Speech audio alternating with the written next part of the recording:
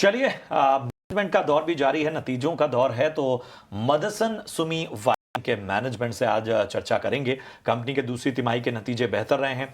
आय में सालाना आधार पर करीब 19% की ग्रोथ दिखी है, वहीं सालाना मुनाफा करीब 9% बढ़ा है। हालांकि मार्जिन पर जरूर प्रेशर देखने को मिला है। नतीजों को कहां सपोर्ट मिला है, मार्जिन पर किन वजहों से दबाव दिखा, नए क्लाइंट को जोड़ने पर ईवी सेक्टर को लेकर क्या योजना है, इन सभी पर चर्चा के लिए कंपनी के सीएफओ गुलशन पाहुजा और सीओओ अनुराग गहलोत साहब हमारे साथ जुड़ चुके हैं। आप दोनों का बहुत बहुत स्वागत। तो अनुराग, सबसे पहला सवाल मेरा आपसे ही है।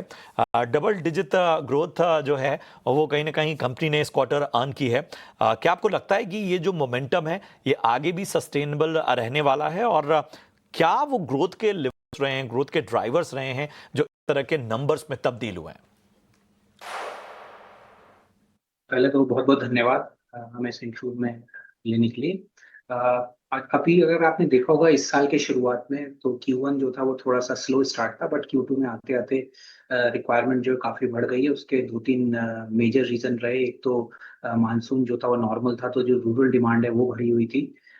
दूसरा जो है फेस्टिवल्स काफ़ी सारे थे Q2 के अंदर।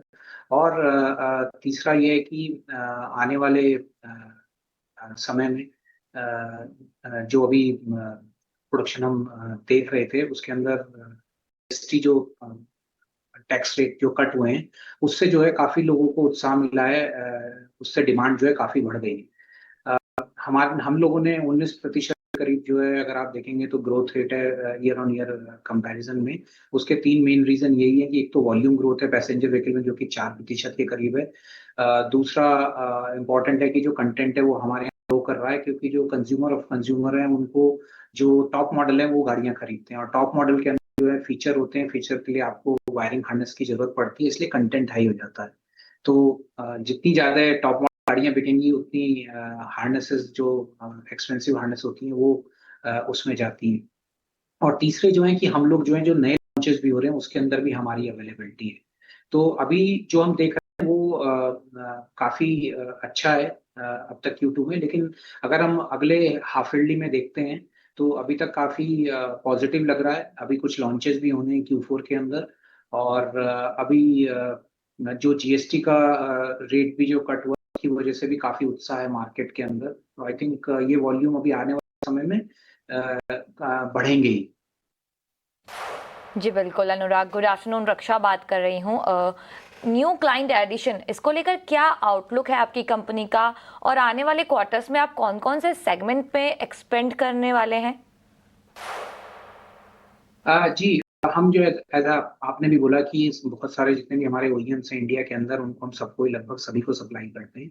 और ये काफी कुछ रेगुलर ऑनगोइंग बिजनेस है जिसके अंदर हम डे इन डे आउट जो है डिस्कशन करते हैं हमारे प्लांट कस्टमर के साथ भी।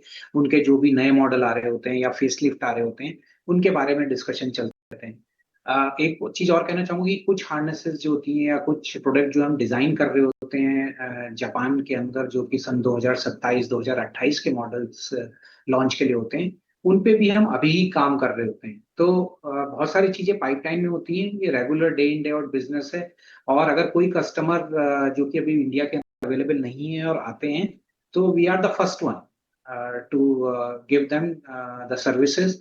क्योंकि हम ऑलरेडी पिछले 40 प्लस सालों से अपने इंडियन ओईएम को जो है मटेरियल दे रहे हैं। और ट्रस्ट इसके अंदर बहुत इंपॉर्टेंट है कि वो लोग ट्रस्ट करते हैं, और जो नया बिजनेस है उसके लिए भी हमसे एडवांस में ही बात करते हैं। जी, बहुत बेहतर अनुराग जी। गुलशन, मैं आपके पास आना चाहूँगा, स्वागत है आपका।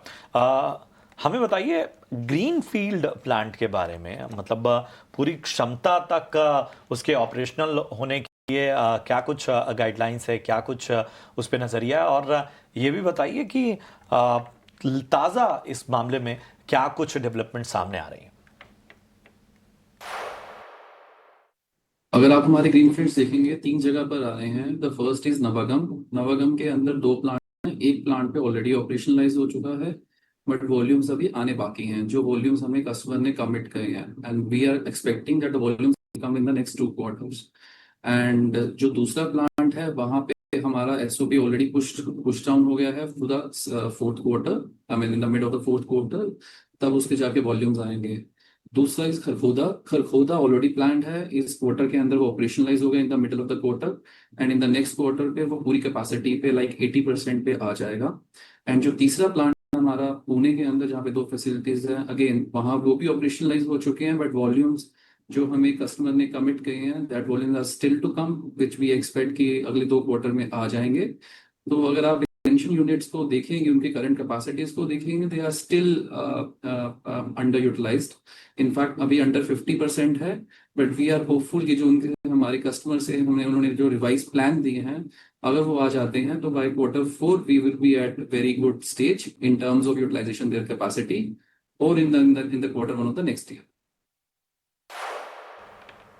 अनुराग, आपसे सवाल है मेरा, जो ईवी है उसने कंट्रीब्यूट किया है 5% से ज़्यादा आपकी ओवरऑल रेवेन्यू पर, तो आप इस कंट्रीब्यूशन को आगे कैसे इंक्रीज होते हुए देखते हैं?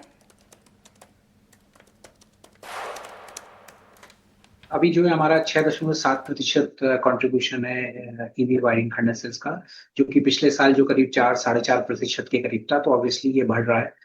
कई सारे इलेक्ट्रिक व्हीकल जो है लॉन्च हो चुके हैं, और आप देखेंगे कि आने वाले समय में Q4 के अंदर भी ईवी जो है लॉन्च हो रही है। ऑब्वियसली ये डिपेंड करता है कि कंज्यूमर किस तरह से इन गाड़ियों को खरीदते हैं, बट मार्केट के अंदर अवेलेबिलिटी आ रही है इन गाड़ियों की, और I think looks to be positive कि ये जो है बिजनेस और जो है परसेंटेज बढ़ेगी।